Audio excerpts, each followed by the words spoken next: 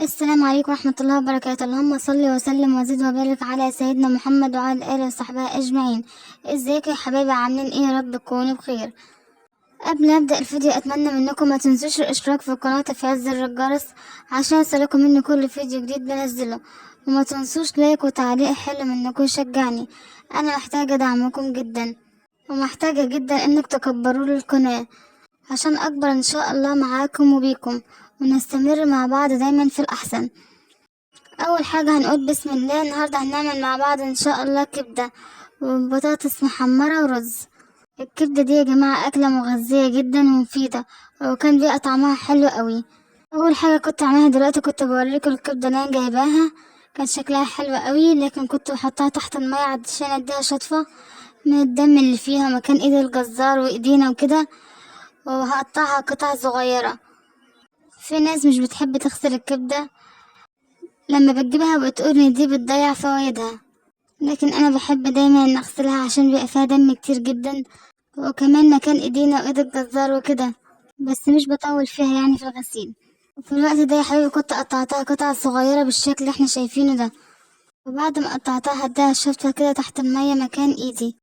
واول حاجة كنت هعملها بعد كده، جبت بصلة وقطعتها قطع صغيرة وسبتها تتحمر في الحلة على نار وسط.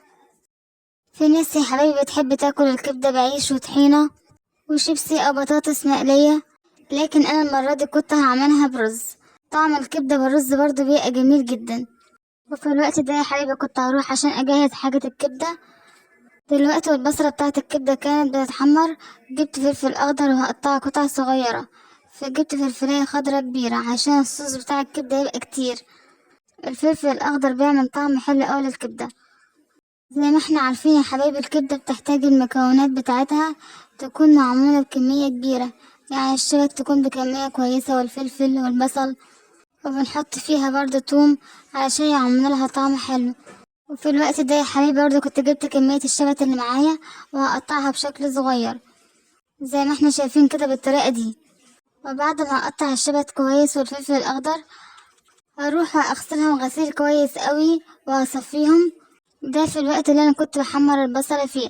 انا بحب البصلة بتاعة الكبدة تكون غامقة زي ما احنا شايفين كده، شايفين بتبقى غامقة شوية. لما البصلة بتاعة الكبدة تغمق معاكي شوية كده بتعمل لون حلو اوي للكبدة، بتخلي لونها غامق وطعمها كمان جميل. وفي الوقت ده يا حبايب قلبي كنت هبدأ احط التوابل على البصلة. حطيت عليها نص معلقة من الكمون ونص معلقة من السبع بهارات. برضه جبت ورقتين من ورق اللورا وحطهم عليها. اللورا بيعمل لها طعم جميل قوي.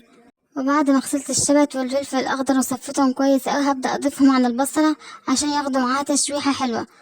وريحتهم في الوقت ده يا جماعه بتبقى جميله جدا، ونقلبهم فيها كويس زي ما احنا شايفين بالطريقه دي قبل ما نضيف عليهم الكبده.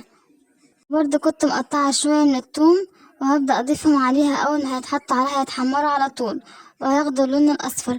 ودلوقتي يا حبايبي هبدا اضيف الكبده عليهم قبل ما احط عليها ميه ولا اي حاجه. هحط الكبدة يا حبايبي على الخلطة اللي قدامكم دي على طول قبل ما احط عليها مية ولا اي حاجة، وهقلبهم فيها كويس عشان تاخد تشويحة معاهم وتاخد ريحتهم وطعمهم. وفي الوقت ده هبدأ اضيف عليها المية تبقى فوق الكبدة كده يا حبايبي، حاجة بسيطة قوي زي ما احنا شايفينها كده. هحطها على نار وسط، هحطها الشعلة الكبيرة بس النار هتبقى وسط عليها عشان تستوي براحتها والعيار بتاعها ينشف. وفي الوقت ده يا حبيبي كنت سبت الكبدة على النار تجهز معايا، ورحت جبت البطاطس بتاعتي وهبدأ أقطعها. ما حبيتش اجيب البطاطس معاكم وانا بقطعها من اولها يعني عشان ما اطولش عليكم في الفيديو. هنقطعها صوابع رفيعة زي ما احنا شايفين بالشكل ده. دايما لما تيجي تعملي بطاطس مقلية ما تخليش الصابع رفيع معاكي اي ولا عريض، لان لو البطاطس مقلية كانت عريضة معاكي مش بتتحمر كويس وبتبقى طرية مش بتقرمش. لكن لما يبقى صابع البطاطس وسط بيتحمر بسرعة معاك وبيقرمش وبيبقى طعمه جميل قوي زي ما احنا شايفين كده بالحجم اللي انا عاملاه ده. ودلوقتي يا حبيبي كنت خلصت تقطيع البطاطس، وهروح اغسلها كويس وانقعها شوية في المية قبل ما احمرها. ودلوقتي يا حبيبي كانت الكبدة بدأت تغلي معايا، وابدأ اوريها لكم اهي، لكن كان في لسه فيها شوية مية، وكانت في الوقت ده داخلة على التسوية. ودلوقتي بقى هتبدأ تظبطي ملحها قبل ما المية بتاعتها تنشف على الآخر. ودلوقتي يا بنات زي ما احنا شايفين، بعد ما غسلت البطاطس كويس جدا وصفيتها لان بيبقى فيها طين كده وبتبقى سودا، لازم تغسلها كويس اوي تحت المية. جبت طاسة وحطيت فيها كمية زيت مناسبة، وسبت الزيت لما يسخن على الطاسة شوية، وبدأت احط عليها كمية البطاطس بتاعتي. ودي كانت بطاطس معايا قطعتها مدورة وحطيتها تغلي في المية. البطاطس دي هعملها بتوم وخل، هنشوفها مع بعض دلوقتي بقى طعمها جميل قوي. البطاطس دي بتتسلق على النار الاول قبل ما تتحمر. ودلوقتي يا حبيبي الكبده كانت بدات تنشف وتستوي معايا خالص اهي. كنت هبدا اوريها لكم، كنت لسه سايبه النار عليها. كنت هبدا اقف جنبها كده في الاخر علشان ما تتحرقش مني. تقلبي فيها يمين وشمال لحد ما الميه بتاعتها تلاقيها نشفت، عشان الصوص يفضل معاكي في الكبده وما يتحرقش. ودلوقتي يا حبيبي كنت سبت البطاطس تتحمر على النار، والبطاطس التانية اللي هعملها بالثوم تتسلق، ورحت علشان اجهز الرز. الرز بتاعي يا حبايب قلبي، وهبدأ اغسله تحت المية غسيل كويس اوي زي ما احنا قلنا قبل كده. اهم حاجة في الطبيخ النظافة، النظافة دي شيء كويس اوي، والنظافة هي اللي هتطلع الطبيخ ناجح معاكي، اهم من ضبط طريقته كمان. وعشان نحافظ ان شاء الله على صحتنا وصحة اولادنا طبعا. ربنا يبعد عننا وعنكم الاذى والشر يا رب. وفي الوقت ده يا حبيبي كنت خلصت غسيل الرز زي ما احنا شايفين كده، والمية بتاعته كانت بيضة خالص. وحطيت شوية زيت على الحلة عشان يسخنوا قبل ما ابدأ اضيف عليهم الرز. كملوا معايا يا حبايب قلب الفيديو للاخر، هيعجبكم جدا. الشكل النهائي للكبدة والبطاطس هيكون حلو قوي.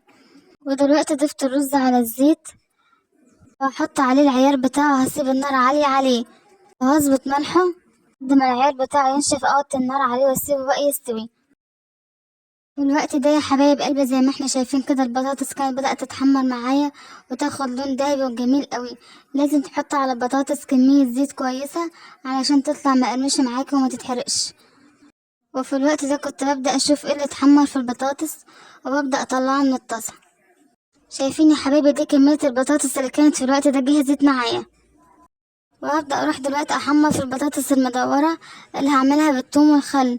دي في الاول زي ما قلتلكوا بسلقها على النار، واول ما تبدأ تستوي معاك تشيلها من النار على طول عشان ما تتهرس وتتهري منك. ودلوقتي رحت علشان احمرها زي ما احنا شايفين كده، وكنت قطعت لها كمية من الثوم، وحطيت عليهم شوية كمون ودقتهم. انا كنت صورت المقطع بتاع الثوم ده، لكن اتحذف من التليفون غصب عني.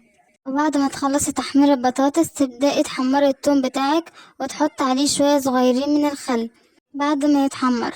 وبعدها تبدأ تضيفي الثوم والخل دول على البطاطس وتقلبيهم فيها كويس، بيعملولها طعم جميل أوي، بيبقى طعمها لذيذ جدا ومختلف. وفي الوقت ده يا حبيبي الأكل كان جاهز معايا. دي البطاطس بعد ما ضفت عليها الثوم والخل، والرز برضه كان جاهز اهو وبدأت أحطه.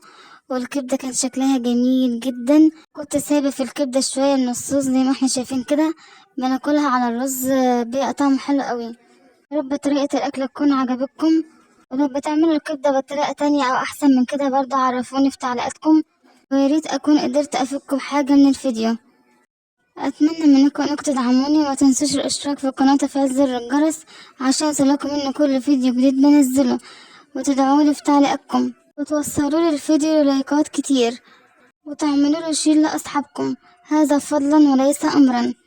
السلام عليكم ورحمة الله وبركاته، أشوفكم في فيديو جديد إن شاء الله.